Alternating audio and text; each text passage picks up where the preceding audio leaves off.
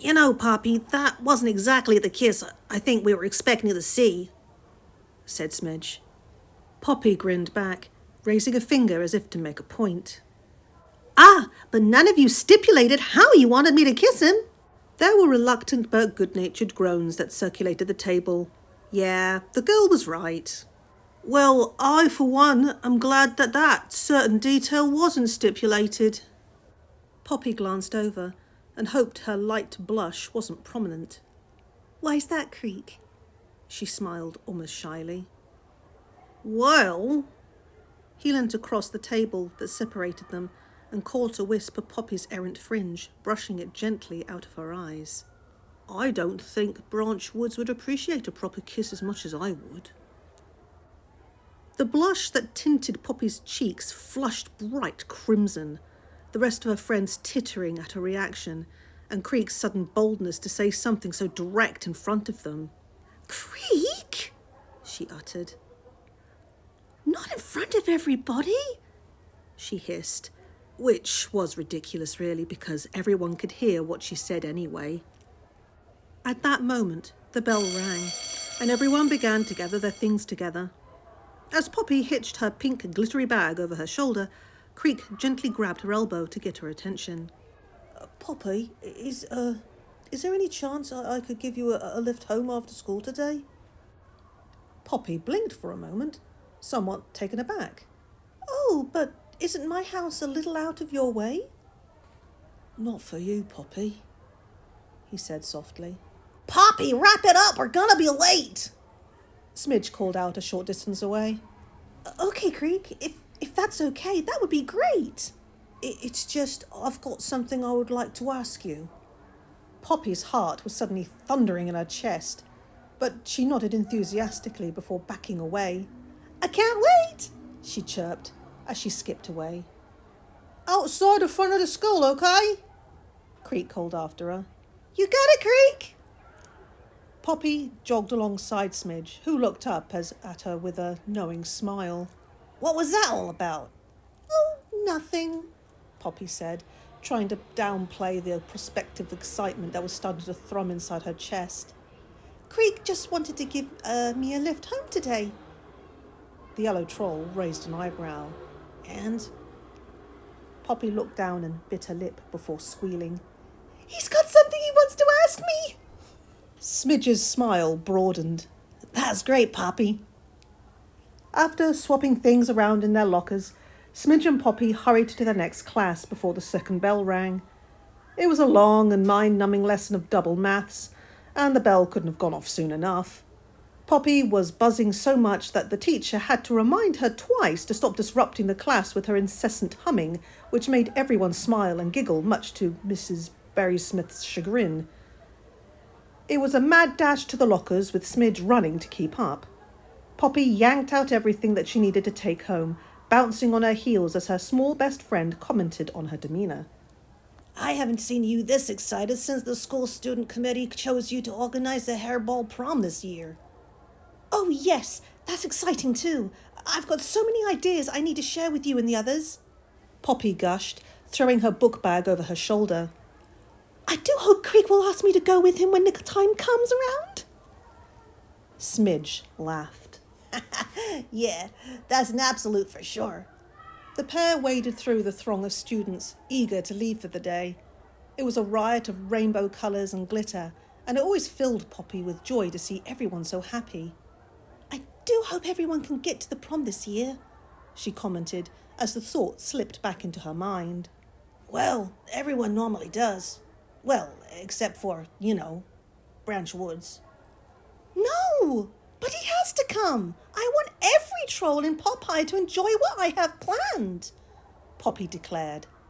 Smidge stopped in her tracks. No offense, Poppy, but when has Branch Woods ever gone to any party that you know about? I mean, the chances of him turning up to the Hair Ball Prom is like, 0%? Smidge! I'm just being realistic, Poppy. The guy keeps to himself, and he obviously doesn't like company. Well, I could change that, Poppy suddenly said. How? Well, he needs a friend, and I could be it. I mean, How could he say no to being my friend? She beamed. After that, I'm sure it'll be easy to get him to come to the prom. It seemed like a foolproof plan to her. Step 1, befriend Branch Woods. Step 2, invite him to the prom. Step 3, be best friends forever and put a smile on that grouchy face. It was perfect. I bet you anything from my scrapbook collection that he's gonna say no to that invitation, Poppy. Poppy frowned down at her small friend and then quirked a smile. And I bet you anything from mine that he's gonna say yes and actually be there. Smidge grinned back. Deal. And no hard feelings if either of us loses, right? Right! Poppy beamed, and the pair shook hands to seal the deal. Half a minute later, they were outside the front of the school. Smidge waited with Poppy until the growl of Creek's car sounded from around the corner. I'll see you tomorrow, Poppy, Smidge said as she bid the pink troll goodbye. Sure thing, Smidge. Good luck with Creek, okay? Thank you! Poppy squealed back and waved at the yellow troll's diminishing figure as Creek's mint green convertible drew up alongside the sidewalk. Poppy clapped her hands together as the vehicle came to a stop. Oh, do you know how long I have wanted to ride in your car, Creek? It's beautiful. Not as beautiful as you, Creek uttered as he leant across and opened the door for her. Poppy blushed slightly as she slid along the cream faux leather upholstery and clicked on the seatbelt before closing the door.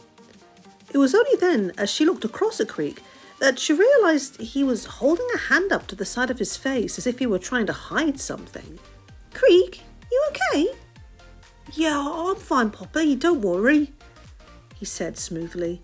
Let's get you home, shall we? Okay, Poppy grinned. 20 minutes later, the pair were parked up in the driveway of Poppy's house. They chatted lightly and sang to songs on the radio in perfect harmony all the way there, but it didn't mean that Poppy's heart hadn't stopped jumping in her chest. What was the thing that Creek had been wanting to tell her? Well, Poppy drew out the word breathily. Did you have anything you wanted to say to me, Creek? As Poppy looked across at her crush, it was very much a surprise to see him not looking as calm and collected and confident as he normally did.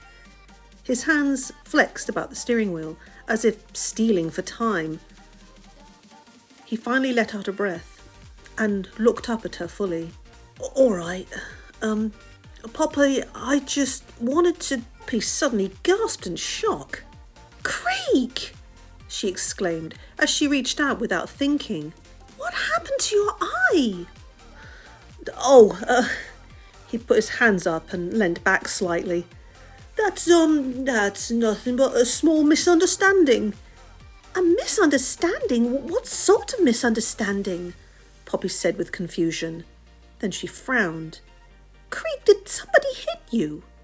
Like I said, just a misunderstanding. I'll be fine. But your poor face, Poppy said, reaching out and finally managing to touch the sore-looking bruising that surrounded Creek's left eye. The purple troll flinched but didn't pull back this time. He took her hand into his and looked deeply into her eyes. Let's just forget about all this unpleasantness for now, shall we, Poppy? All this concern is so bad for your aura. Poppy took a calming breath and met Creek's purple gaze. He was right. They could come back to that later. Poppy, what I wanted to ask you is, What? Poppy smiled gently. Well, I've been meditating about this for far too long, and today I just realised that it's silly of me to meditate on it for any longer. Poppy held her breath, her heart pounding. Poppy Lovejoy, will you go on a date with me on Saturday? Poppy's heart near burst out of her chest. Yes! She squealed, throwing her hands above her head before lurching forward and hugging Creek as tight as she could.